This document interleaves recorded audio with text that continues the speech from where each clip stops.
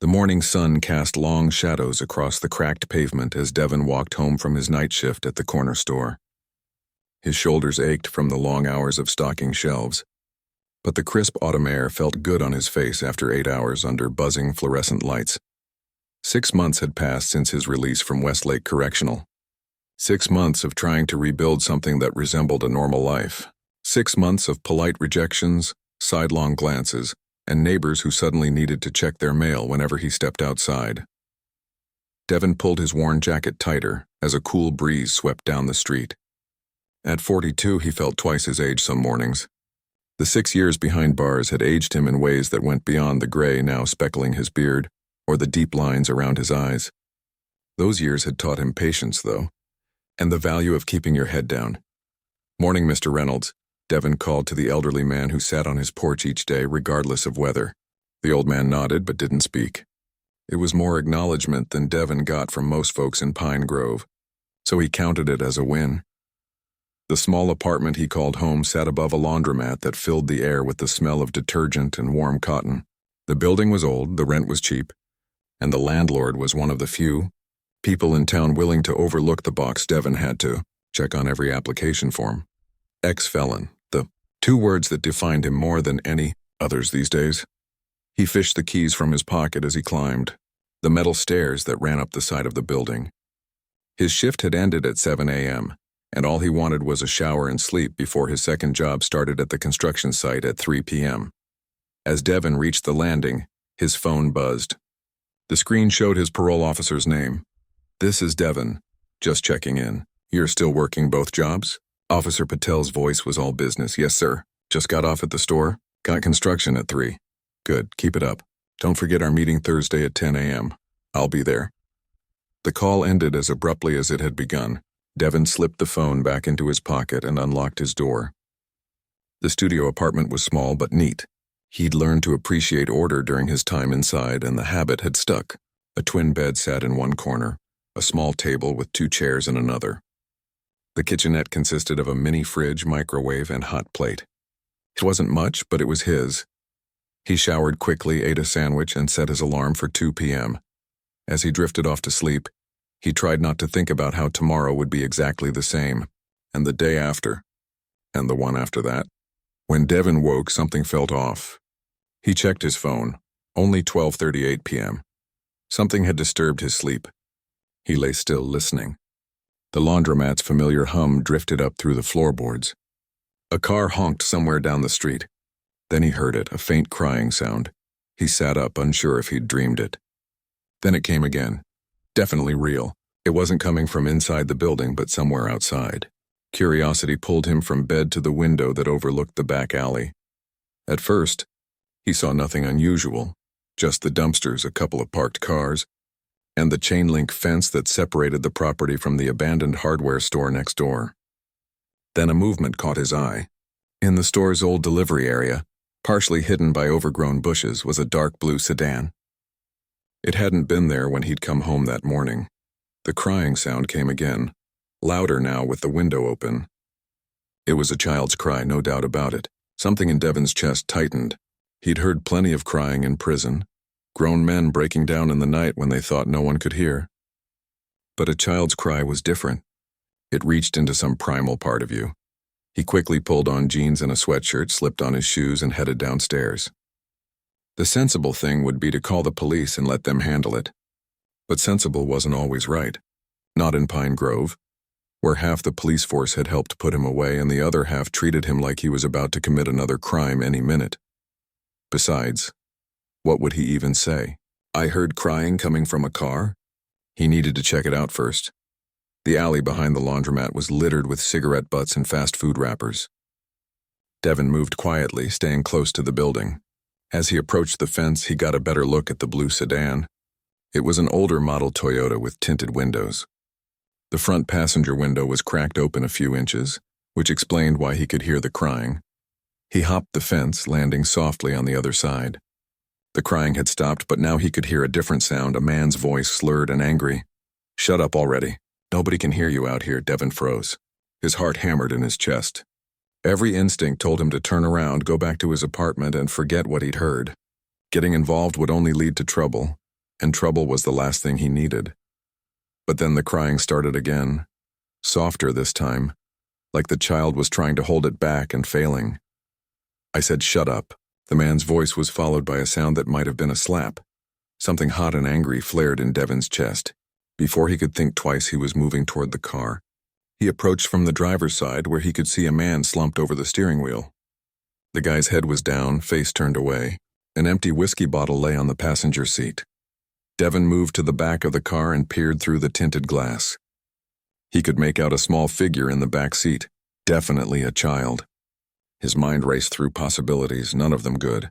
Maybe it was the guy's kid and they were just having a rough day. Maybe the man was homeless and living in his car. Or maybe... Devin's thoughts were interrupted by the child's voice, small and frightened. "Please, I want to go home. I want my mom." The hair on the back of Devin's neck stood up. This wasn't right. Not at all. He circled back to the driver's side and knocked on the window. The man jerked upright, startled. He was younger than Devin had expected, maybe early 30s, with bloodshot eyes and several days' worth of stubble. He stared at Devin with confusion, then anger. "What the hell do you want?" The words were muffled through the glass. "Everything okay in there?" Devin kept his voice calm, non-threatening. The man's eyes narrowed. "Mind your own business." He fumbled with the keys in the ignition. Devin glanced at the back seat again. The child, a little girl, maybe 7 or 8 years old, looked at him with wide, frightened eyes. She wore a pink backpack and had a small stuffed rabbit clutched to her chest. Their eyes met and something passed between them, a silent plea for help. The engine sputtered to life. Devin had seconds to decide. Get involved or walk away. The smart play was to walk away. He was on parole. Any trouble could send him straight back inside. 6 years of his life gone, and for what? A robbery that netted him less than $200 and a felony conviction. He'd promised himself he'd never go back, but that little girl's eyes. Devin stepped in front of the car. "I think you should turn that engine off." The man's face contorted with rage. "Get out of my way." "Not until I know that kid is okay. She's my daughter." "Now move." Devin didn't budge. "Then you won't mind if we call her mother, right? See what she has to say?"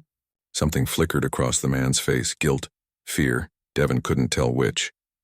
The man revved the engine and the car lurched forward a few inches. Devin placed his hands on the hood, standing his ground. "Last chance to move, friend." The man's voice had gone cold, dangerous.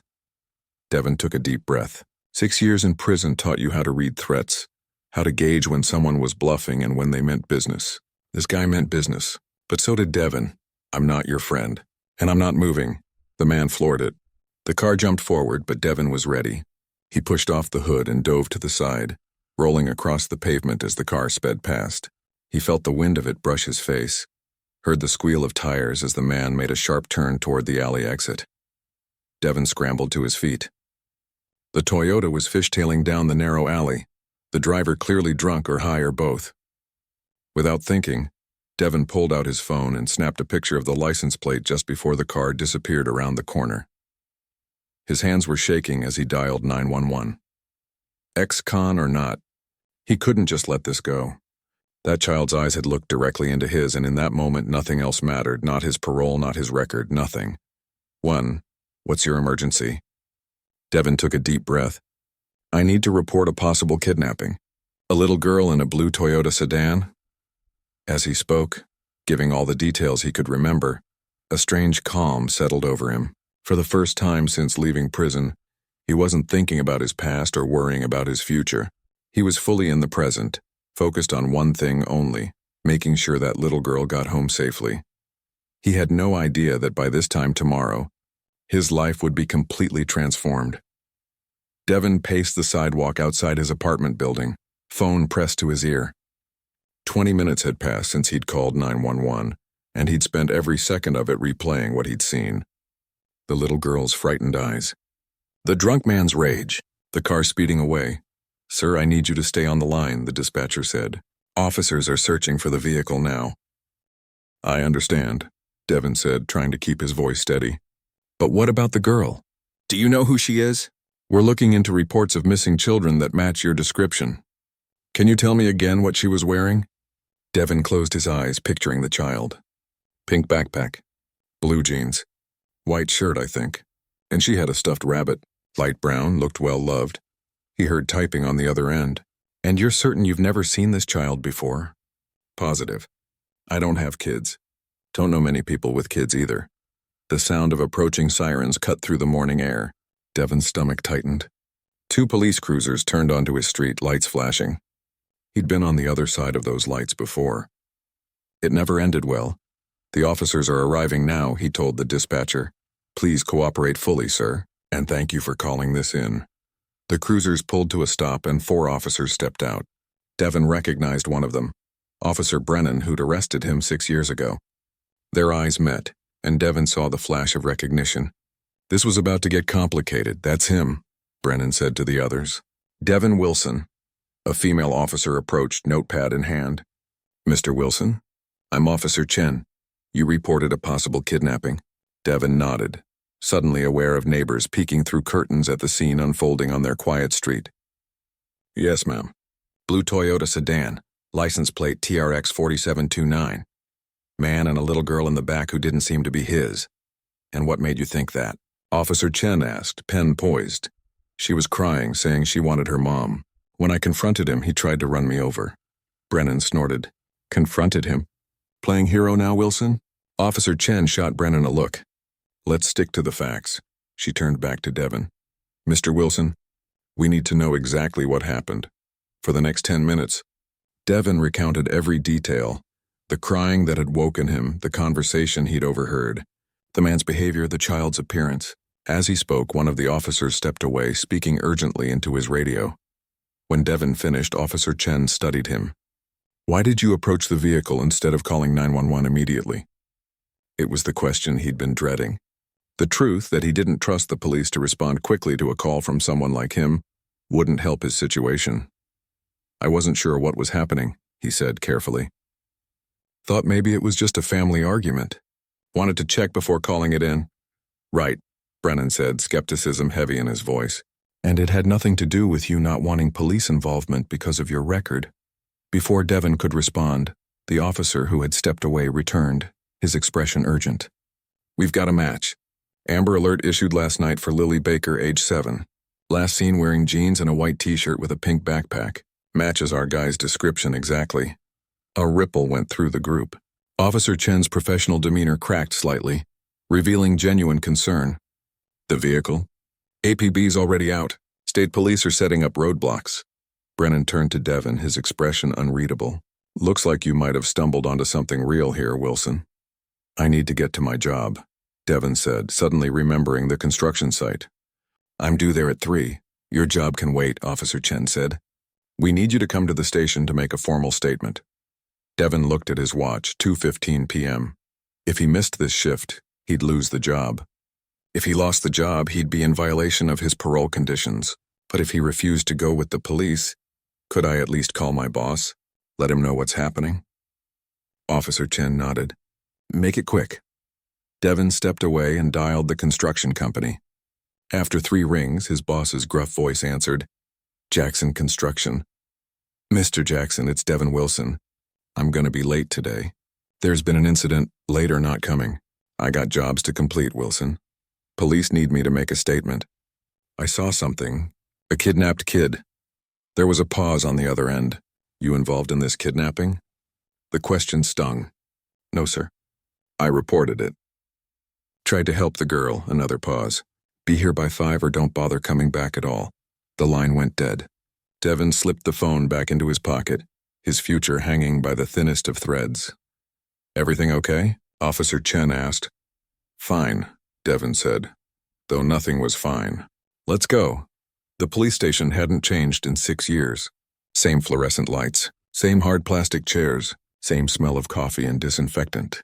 The only difference was that this time, Devin wasn't in handcuffs. He sat in a small interview room, a paper cup of water in front of him. He'd given his statement twice now, once to Officer Chen, then again to a detective named Holt. Each time, he'd been careful to include every detail he could remember. The door opened, and Detective Holt returned, a tablet in his hand. He was a compact man with close-cropped gray hair and the steady gaze of someone who'd seen it all. Mr. Wilson, I'd like you to look at something. He placed the tablet on the table and turned it toward Devin. Is this the man you saw? On the screen was a mugshot of a gaunt-faced man with bloodshot eyes and a patchy beard. It was definitely the driver of the blue Toyota. That's him, Devin said. Who is he? Ray Fletcher. Just released from county 3 weeks ago on a DUI charge. Holt swiped to another image, a school photo of a smiling little girl with braided hair and missing front teeth. And this is Lily Baker. She was taken from outside her after-school program yesterday afternoon. Devin stared at the child's face. Those were the same eyes that had looked at him through the car window. That's her. The girl I saw. Holt nodded, his expression grim. Fletcher is the ex-boyfriend of Lily's mother. There's a restraining order against him. Has a history of violence when drinking. Have you found them yet? Devin asked. Not yet, but every cop in 3 counties is looking. Holt studied Devin. You did good today, Wilson. Not everyone would have gotten involved. The words caught Devin off guard. Praise wasn't something he heard often these days, especially not from law enforcement. I should have done more, he said. Should have tried to get her out of the car.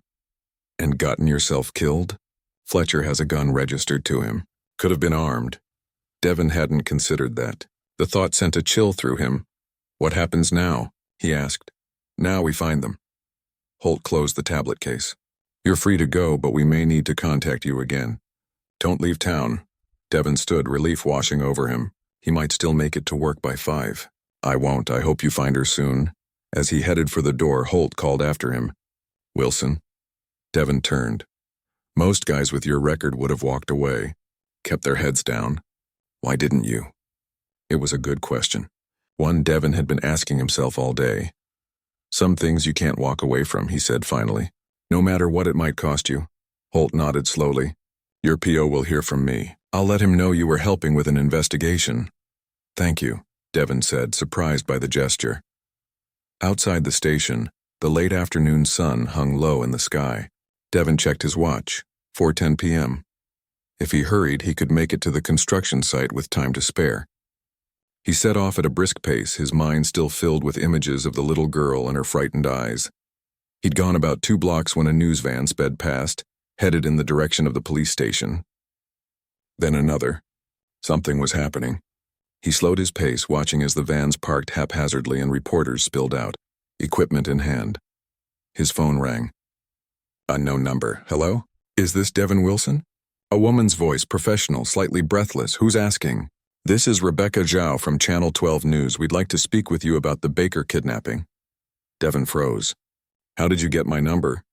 Mr. Wilson. Sources tell us you were the one who spotted Lily Baker this morning and reported it to police. We'd like to get your statement for our... Devin hung up.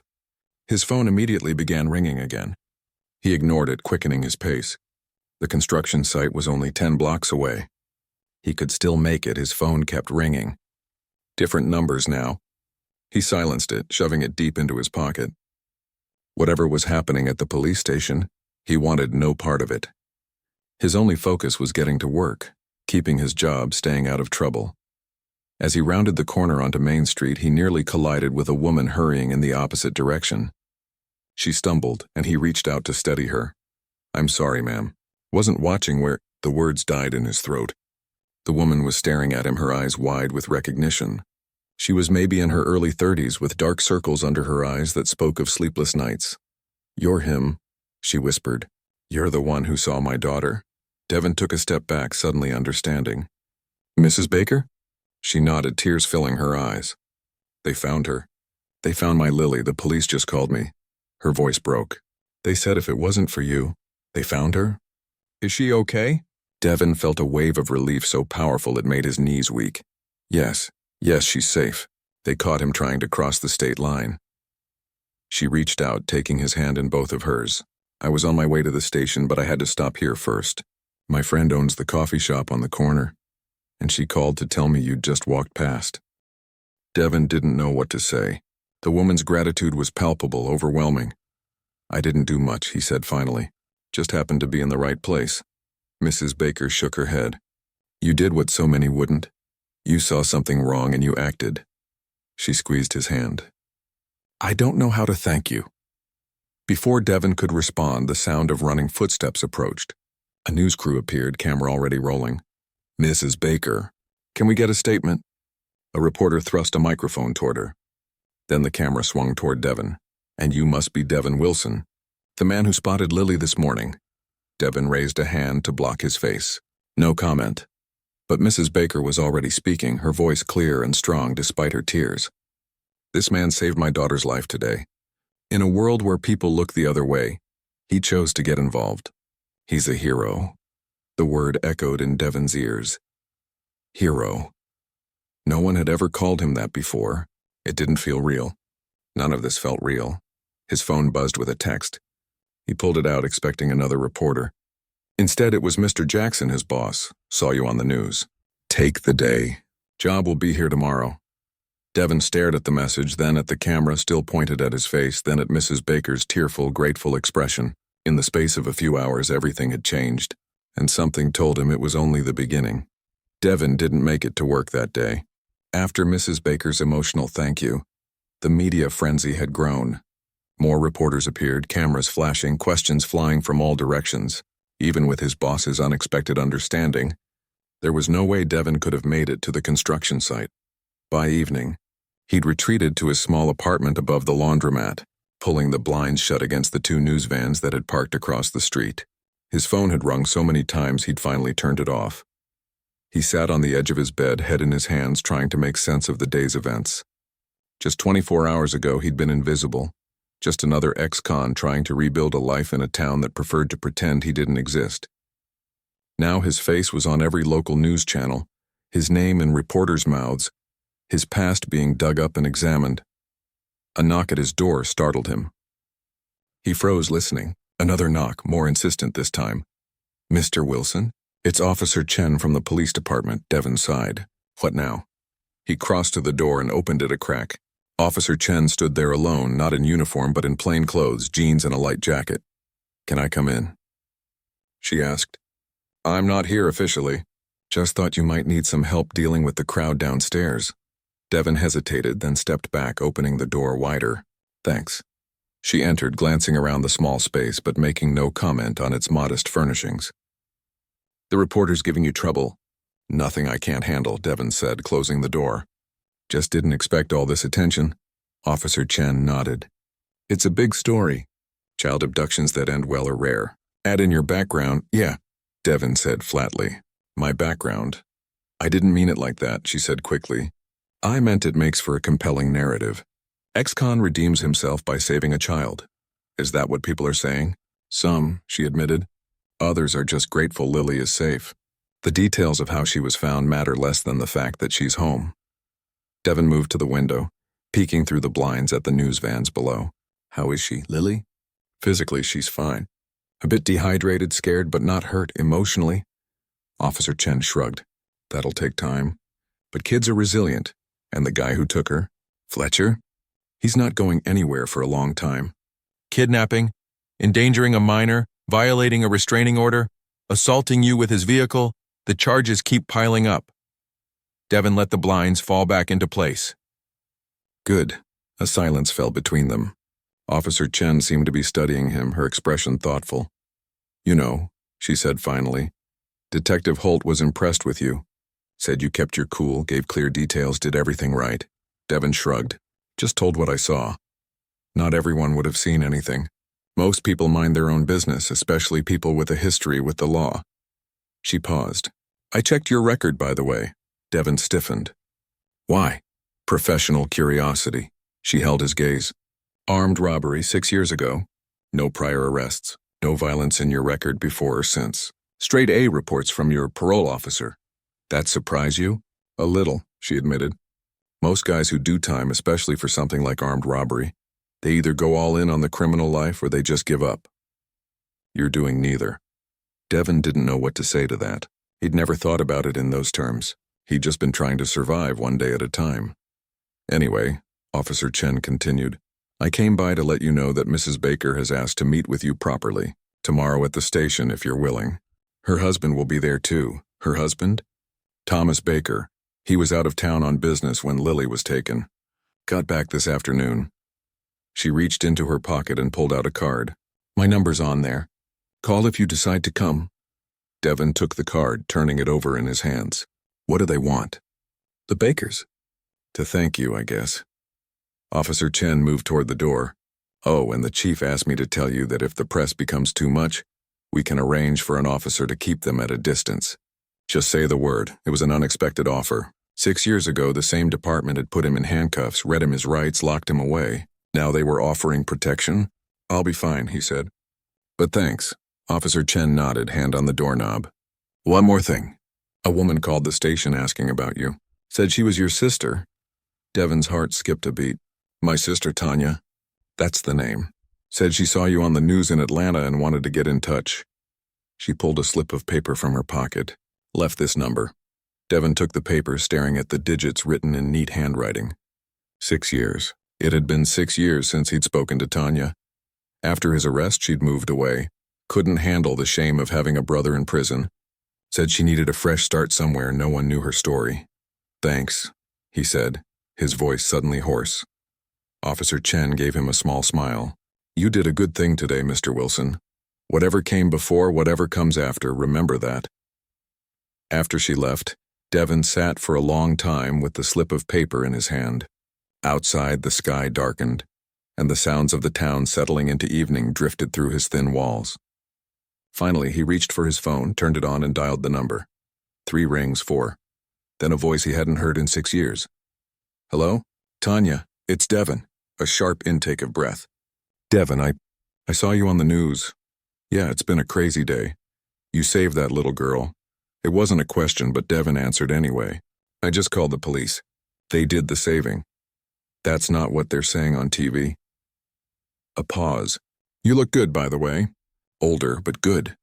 Devin didn't know how to respond to that. The distance between them felt both vast and paper-thin. How's Atlanta? He asked finally. It's fine. I'm a nurse now. Finished school last year. That's great, Tanya, really great. Another silence, heavy with unspoken words. I should have visited, she said suddenly, when you were inside. I should have at least written, it's okay. No, it's not. I was angry at you, Devin, for so long, for throwing everything away, for the shame of it all, her voice caught. But seeing you today, what you did for that child, I'm proud of you, and I'm sorry I wasn't there when you needed me. Devin swallowed hard, a lump forming in his throat. It's all water under the bridge now. Is it? Because I'd like to come see you, if that's okay. The lump grew larger. Yeah, that would be okay. They talked for an hour, carefully at first, then more freely as old rhythms returned. Tanya told him about her job at the hospital, about the small house she'd bought, about her dog, Max. Devin shared less. His life had been small since his release, but he told her about his jobs, about his parole officer, about his plans to maybe get his GED.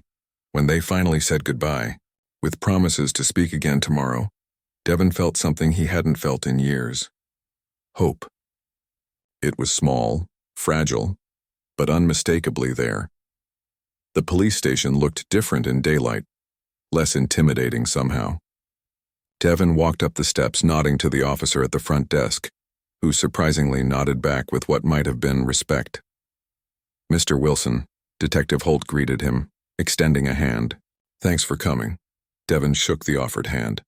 Officer Chen said the Bakers wanted to meet. They're waiting in my office. Holt led the way down a corridor lined with photos of police graduating classes. Just so you know, there's been a lot of media interest in this meeting. We've kept them outside, but word will get out that you're here. I understand. They stopped at a door. Holt turned to Devin. Ready? Devin nodded, straightening his shoulders. He'd worn his best clothes, clean jeans, a button-down shirt with only one small tear at the cuff, boots he'd polished that morning. Inside the office, a man and woman rose as they entered. Mrs. Baker he recognized from yesterday. The man beside her must be her husband. Tall, with the solid build of an athlete gone slightly soft, dressed in what Devin guessed was an expensive suit. Mr. and Mrs. Baker, this is Devin Wilson, Holt said, then stepped back, giving them space. Mrs. Baker moved forward first, taking Devin's hand in both of hers just as she had yesterday. Thank you for coming. Ma'am, Devin said with a small nod. Mr. Baker stepped forward next, his handshake firm. Mr. Wilson, I can't express what your actions mean to our family. His voice was deep, steady. You returned our world to us. Devin shifted uncomfortably under their gratitude. Anyone would have done the same. No, Mr. Baker said firmly. They wouldn't have. Especially not someone in your position. The words could have been an insult, but they weren't. There was genuine admiration in the man's eyes. Mrs. Baker gestured to the chairs. Please sit. We have something we'd like to discuss with you. Devin sat, suddenly nervous. He'd expected a quick thank you, maybe a handshake for the cameras, then back to his regular life. This felt like something more. Mr. Baker sat across from him, leaning forward. I own Baker Construction. You may have heard of us. Devin nodded. Everyone in town had heard of Baker Construction. They built half the new developments in the county. I understand you're working for Jackson over on the Westridge project? Yes, sir. General labor. Any experience with heavy equipment? Bulldozers, backhoes? Devin blinked, caught off guard by the question. Some. Operated a forklift in the prison workshop. Learned basic mechanics there too. Baker nodded as if confirming something to himself. I've got an opening for an equipment operator trainee. Starts at $22 an hour, full benefits after 90 days. Job's yours if you want it. The air seemed to leave the room. Devin stared at Baker, certain he'd misheard. Sir? You saved our daughter, Mr. Wilson. Nothing can repay that. But I can offer you a chance at a real career, not just a job. He held Devin's gaze. What do you say? Devin's mind raced. $22 an hour was more than double what he made at the construction site and the convenience store combined. Benefits meant health insurance, maybe even retirement savings. A trainee position meant they'd teach him a skill, something he could build on. Why? He asked finally. You don't know me. Only thing you know is I'm an ex-con who happened to be in the right place at the right time. Mrs. Baker leaned forward. We know you're a man who did the right thing when it mattered most. A man who put himself at risk to help a child he'd never met. That tells us everything we need to know. Devin looked down at his hands, rough, calloused hands that had spent 6 years idle in a cell before returning to hard labor. Hands that could, perhaps, build something worthwhile now. Yes, he said, looking up. Thank you, I accept. Mr. Baker smiled, a genuine smile that reached his eyes. Good. You can start Monday. He reached into his jacket pocket and pulled out a business card. My personal number. Call me tomorrow, we'll sort out the paperwork. As the meeting concluded and they all stood to leave, Devin felt as though he'd stepped into someone else's life. Just yesterday morning, he'd been an ex-con with 2 dead-end jobs and a parole officer breathing down his neck. Now he had a career, opportunity, a reconciliation with his sister, and strangest of all, the respect of people who 24 hours ago would have crossed the street to avoid him. Outside cameras flashed as the Bakers stepped from the station, Devin slightly behind them. Mr. Baker put a hand on his shoulder, a gesture for the cameras. Yes, but also something more, an endorsement, a statement. This man is under my protection now. Mr. Wilson, a reporter called out, how does it feel to be called a hero? Devin looked at the microphones thrust toward him, at the expectant faces of the reporters, at the Bakers standing beside him with gratitude in their eyes. I'm no hero, he said simply. Just a man who couldn't walk away when it mattered. The weekend passed in a blur. Devin spent Saturday morning at the convenience store, giving his notice to Mr. Patel, who seemed genuinely pleased about Devin's new opportunity. Good things happen to good people, the older man had said, patting Devin's shoulder. Sometimes it just takes time. By Saturday afternoon, the media circus had begun to die down. The news vans disappeared from outside his apartment, moving on to fresher stories. Devin used the respite to call his parole officer and explain the job change. Officer Reed had been skeptical at first. Changes in employment required approval. But the connection to the Baker case smoothed things over. Just keep your nose clean, Reed had warned. Higher profile means higher scrutiny, understand? Yes, sir, Devin had responded, understanding all too well. Sunday brought Tanya's call, confirming she'd booked a flight for next weekend. The thought of seeing his sister after so long left Devin with a mix of excitement and anxiety that made sleep impossible. Instead, he spent the night cleaning his tiny apartment, wondering if he should look for a better place now that his income would nearly triple. Monday morning arrived with a pale autumn sun and a chill in the air. Devin stood outside Baker Construction's main office, 15 minutes early for his first day, dressed in new steel-toed boots and work pants he'd bought the day before. The building was impressive, 2 stories of glass and steel that spoke of success and permanence. Taking a deep breath, he pushed through the front door into a spacious lobby. A receptionist looked up, her smile faltering slightly when she saw him. Devin was used to that reaction. People trying to place him, wondering if he was a delivery person, a job seeker, or someone who had walked in by mistake. "Can I help you?" she asked. "I'm Devin Wilson, starting work today. Mr. Baker is expecting me." Recognition dawned on her face. "Mr. Wilson? Of course. Mr. Baker mentioned you'd be starting today." She reached for her phone. "Let me just let him know you're here." While she made the call, Devin took in his surroundings. The walls were lined with photos of construction projects, office buildings, housing developments, shopping centers. In each one, Thomas Baker stood smiling, often with a hard hat and shovel for groundbreaking ceremonies. "Mr. Wilson." Devin turned to see Baker himself approaching from a hallway, hand extended. Like at the police station, he wore a suit that probably cost more than Devin made in a month at his old jobs. "Mr. Baker," Devin said, shaking his hand. "Call me Tom, everyone does." He gestured toward the hallway. "Come on back to my office, we'll get the paperwork squared away. Then I'll introduce you to Pete, our equipment manager. He'll be overseeing your training." Devin followed him down a corridor lined with more photos. Baker's office was large, with windows overlooking a construction site across the street. He motioned Devin to a chair and took a seat behind his desk. "Before we start, I want to be straight with you," Baker said, his expression serious. "Some people might think I offered you this job just because of what you did for my family. They might think it's charity or worse, a publicity stunt." Devin tensed. Was Baker already having second thoughts? "I want you to know that's not the case," Baker continued. "Yes, I'm grateful beyond words for what you did. But I don't mix gratitude with business. This company is my life's work. I wouldn't bring in anyone who couldn't contribute to its success." "I understand," Devin said, relieved. "And I appreciate your honesty." Baker nodded. "Good.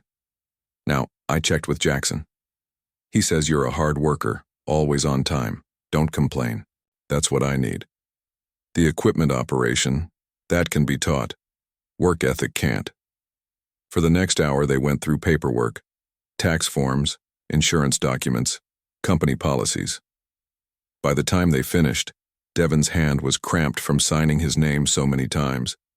"All set," Baker said, gathering the papers. "Let's introduce you to Pete." They left the office, heading to a separate building behind the main one. Inside was a large warehouse filled with construction equipment, bulldozers, backhoes, forklifts, and other machines Devin couldn't name. A barrel-chested man with gray hair and weathered skin approached, wiping his hands on a rag. "Pete, this is Devin Wilson, our new trainee," Baker said. "Devin, meet Pete Donovan, the best equipment man in the state." Pete looked Devin up and down, his expression unreadable. "Baker tells me you've got some forklift experience." "Yes, sir." "In the prison workshop. Operated it for about 2 years. Pete's eyebrows rose slightly at the mention of prison, but he didn't comment on it. "Well, these babies are a bit more complicated than a warehouse forklift, but the principles are the same. You ready to learn?" Devin nodded. "More than ready," Pete grunted. "We'll see. Baker, you heading back to the office?" "Yes, I've got calls to make." "Devin, Pete will take good care of you. Any problems, any questions, my door's always open." With a final handshake, Baker left. Pete tossed Devin a hard hat. "First thing you need to know about heavy equipment, it'll kill you quick if you don't respect it. Second thing, it'll cost the company thousands in repairs if you don't treat it right." He pointed to a small bulldozer. "We'll start with that. The D3, simplest in our fleet." For the rest of the day, Pete walked Devin through the basics, safety protocols, daily maintenance checks, the function of each control. By afternoon, he had Devin sitting in the operator's seat, walking through startup procedures but not actually moving the machine. "That's enough for day one," Pete said as 5 o'clock approached. "Tomorrow we'll see if you can make it move without breaking anything." Devin climbed down from the cab, muscles stiff from tension but mind buzzing with everything he'd learned. "Thanks for today, Mr. Donovan." "Pete," the older man corrected. "Mr. Donovan was my father." He studied Devin for a moment. "You did good today. Paid attention. Asked smart questions." A pause. "You really the guy who found the Baker girl?" "Yes, sir. Just happened to be in the right place." Pete nodded slowly. "My daughter's got kids about her age. Can't imagine." He cleared his throat. "Anyway, 7 a.m. tomorrow. Don't be late." "I won't." As Devin walked home, he couldn't yet afford a car. He felt lighter than he had in years. The work would be challenging, but it was real. A skill, something he could build on, something that might one day make him more than just the ex-con who saved a kid. His phone buzzed with a text. It was from Officer Chen. "Heard today was your first day at Baker. Hope it went well." The gesture surprised him. He typed back, "It did, thanks." Another buzz almost immediately. "Lily's been asking about you. Parents say she wants to thank you herself." Devin stopped walking, staring at the message. The little girl wanted to meet him. The thought made his stomach twist. What would he say to her? What could he possibly say? He finally responded, "Not sure that's a good idea." 3 dots appeared, showing Chen was typing. Then, "The Bakers asked if you would come to dinner this weekend. Just family, no press. Said to tell you no pressure, but Lily is persistent." Devin stood on the sidewalk, pedestrians flowing around him, as he tried to process the invitation. Dinner with the Bakers? At their home? It seemed surreal. "I'll think about it," he texted back. Chen's response came quickly. "Fair enough. Let me know by Thursday? I promised Mrs. Baker I'd pass along your answer." "Will do." Devin pocketed his phone and continued walking, his mind spinning. In the 6 months since his release, he'd spoken to exactly 3 people on a regular basis. His parole officer, Mr. Patel at the convenience store, and Mr. Jackson at the construction site. His world had been deliberately small, manageable. Now it was expanding in ways he couldn't have imagined. New job, sister visiting, and now dinner with the Bakers, a family so far removed from his usual sphere that it felt like being invited to dine with royalty. When he reached his apartment, a surprise waited by the door, a small package wrapped in brown paper. No sender information, just his name scrawled across the front. Inside his apartment, he opened it cautiously. The package contained a cell phone, new, still in its box, and a note. "Mr. Wilson, thought you might need this with all the calls you've been getting. It's prepaid for a year, no strings attached. It's the least we can do. Thomas Baker." Devin stared at the gift, emotions warring within him. Pride told him to return it. He wasn't a charity case. But practicality reminded him that his old phone was barely functioning, and with the new job, he'd need reliable communication. In the end, practicality won. He activated the phone, transferred his contacts, all 5 of them, and sent a brief thank you text to Baker. The response came almost immediately. "Glad you accepted it. Dinner invitation stands for Saturday. My wife makes a mean pot roast." Devin smiled despite himself. "I'll be there." He texted back before he could overthink it. That night, as he lay in bed, Devin thought about how quickly life could change. Just over a week ago, he'd been invisible, a shadow moving through town, head down, just trying to survive each day. Now people knew his name, respected him, wanted him at their dinner table. It was terrifying, exhilarating. And somewhere deep inside, past the doubt and the fear and the hard shell prison had formed around his heart, there was something else. Something he barely recognized. Hope. The week flew by. Each day at Baker Construction brought new challenges as Pete pushed Devin to learn faster, work harder. By Friday, he'd graduated from the small bulldozer to a backhoe, digging trenches in a practice area behind the warehouse. "You've got a feel for it," Pete had acknowledged grudgingly.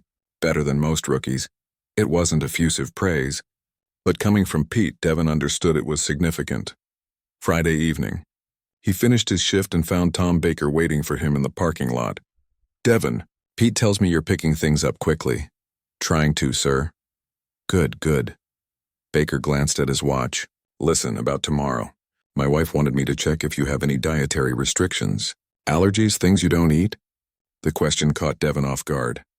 When you've spent years eating prison food followed by whatever you can afford on minimum wage, the concept of dietary restrictions seems almost laughable. No, sir. I eat anything. Perfect. And it's still Tom, remember? Baker smiled. 7 o'clock. I'll text you the address. As Baker walked away, Devin was struck by the normality of the conversation. Just a boss checking in with an employee. Just a man inviting another to dinner. The kind of everyday interaction that had been absent from Devin's life for so long. He headed home with a strange lightness in his step, already thinking about what he would wear tomorrow night, what he might say to the Bakers, to little Lily. 1 week ago, he'd heard a child crying and made a choice that changed everything. Now he stood at the threshold of something he'd thought was forever beyond his reach. Not just a second chance, but a new life entirely. And for the first time in years, he allowed himself to believe he might deserve it. Saturday arrived with perfect fall weather, crisp air, golden sunshine, and trees just beginning to show hints of color.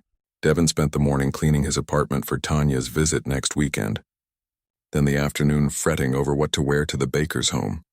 In the end, he settled on the only dress shirt he owned, a blue button-down he'd bought for his parole hearings, and his least worn pair of jeans. He polished his shoes, trimmed his beard, and stood before the small bathroom mirror, hardly recognizing the man who looked back at him. 6 months out of prison, 1 week since he'd heard a child crying, and somehow, he was heading to dinner at the home of one of the wealthiest families in town. The address Tom had texted him led to a neighborhood Devin had only seen from a distance. Large houses set back from tree-lined streets, manicured lawns, luxury cars, and circular driveways. He felt out of place the moment he stepped off the bus at the edge of the development. As he walked the remaining 6 blocks, a light drizzle began to fall. By the time he reached the Baker's house, a sprawling 2-story home with a 3-car garage and stone columns flanking the front. Entrance, his shirt was damp despite his jacket. Hesitated at the foot of the driveway. Second thoughts flooding his mind. What was he doing here? These people lived in a different world. Once the glow of gratitude faded, they'd see him for what he really was, an ex-con with a GED who'd spent more time behind bars than in college. As he stood there, rain seeping into his collar, the front door opened. Mrs. Baker stood on the porch, waving. "Devin, you're right on time. Come in out of the rain." Too late to turn back now. He made his way up the drive, climbing the porch steps with a strange mix of dread and anticipation. "I'm glad you came," Mrs. Baker said, genuine warmth in her voice as she ushered him inside. "Tom's in the kitchen, probably ruining something. He insists on helping but has no idea what he's doing." The interior of the house was even more impressive than the exterior. High ceilings, hardwood floors, furniture that looked like it came straight from a magazine. But despite the obvious wealth, it felt lived in. Children's drawings hung framed on walls next to what looked like expensive artwork. A soccer ball sat in the corner of the entryway beside a delicate-looking vase. Mrs. Baker took his jacket, hanging it on a coat rack. "You look nice," she said. "Very professional." "Me?" Devin looked between them.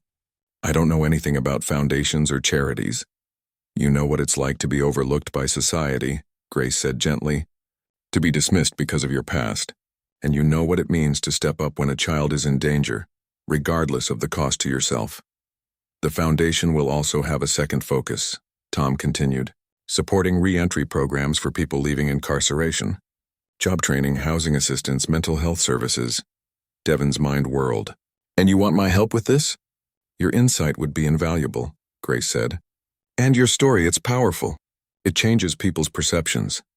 We're not asking you to be a poster boy," Tom added, seeming to read Devin's discomfort. "Just to advise, to help us understand what actually helps, not just what sounds good in board meetings." "I'm no expert," Devin said. "I'm just trying to figure it out myself." "That's exactly why we need you," Grace insisted. "Too many programs are designed by people who've never experienced the system, who've never had to rebuild a life with a record following them." Devin took a sip of his water, buying time to think. "What exactly would I be doing?" "To start, just meeting with us. Sharing your perspective. As the foundation grows, maybe speaking occasionally at events if you're comfortable with that. Tom paused. There would be compensation, of course. This would be a paid position, separate from your job at the company. The offer was unexpected, overwhelming. A week ago, Devin had been working 2 minimum wage jobs, head down just trying to survive. Now he had a skilled position at Baker Construction, and they were offering him a role in their foundation. A chance to make a difference for others who'd walked his path. "I'd like to help," he said finally, "but I need to think about the public speaking part. Not sure I'm ready for that." "Of course," Grace said warmly. "There's no rush. The foundation is still in the planning stages." The grandfather clock in the corner chimed 9 times. Devin realized he should probably head home. The last bus to his neighborhood would be leaving soon. As if reading his thoughts, Tom said, "Let me drive you home. It's still raining." "That's not necessary," Devin began, but Tom was already standing. "I insist. Grace, will you check on Lily? I'll be back in 20 minutes. The ride to Devin's apartment was quiet at first, the luxury car's engine a soft purr compared to the rattle of the bus he usually took. "Thank you for coming tonight," Tom said as they drove through the darkened streets. "It meant a lot to Lily, and to Grace and me." "Thank you for having me," Devin replied. It was nice. The word seemed inadequate, but it was all he could find. Tom glanced at him. "You know, I've been thinking about what you did that day, how you put yourself at risk for my daughter. A lot of people would say you were brave." "I don't know about brave," Devin said. "Just did what seemed right. And that's exactly why what you did matters so much. In that moment, you weren't thinking about your record or your parole or how it might look. You just saw a child who needed help." They pulled up outside Devin's apartment building. The laundromat below was closed for the night, the windows dark. "I hope you'll consider our offer," Tom said. "The foundation needs your voice." Devin nodded. "I will, and thank Lily for the drawing." Back in his apartment, Devin carefully placed the crayon picture on his refrigerator, securing it with his only magnet. The colorful image stood out against the blank white door, much as the events of the past week stood out against the gray backdrop of his post-prison life. He checked his phone. A text from Tanya confirming her flight next weekend. A message from Officer Chen asking how dinner went. Another from Pete reminding him of a new equipment training scheduled for Monday connections. After years of isolation, first in prison, then in the halfway house, and finally in this small apartment, he was forming connections again. People who knew his name, his story. People who saw him as more than just an ex-con. And on Monday, Tanya would arrive, bridging the final gap to his past, perhaps offering a chance to rebuild the one relationship prison had cost him. 1 week ago, he'd heard a child crying and made a choice. That choice had saved Lily Baker, but in a way he couldn't have predicted, it had saved him too. Outside, the rain had stopped. Devin opened his window, letting in the fresh, clean air of the autumn night. Somewhere in town, Lily Baker slept safely in her bed. Somewhere else, Tanya was packing for her trip to see him. And here, in this small apartment that had once felt like just another cell, Devin Wilson allowed himself to fully embrace the thing that had been growing inside him all week. Hope. Not just for a better job or an easier life, but for the chance to become the man he might have been all along, if life had taken a different turn. A man who made a difference. A man who mattered. Tomorrow would bring its own challenges. But for the first time in years, Devin was looking forward to meeting them.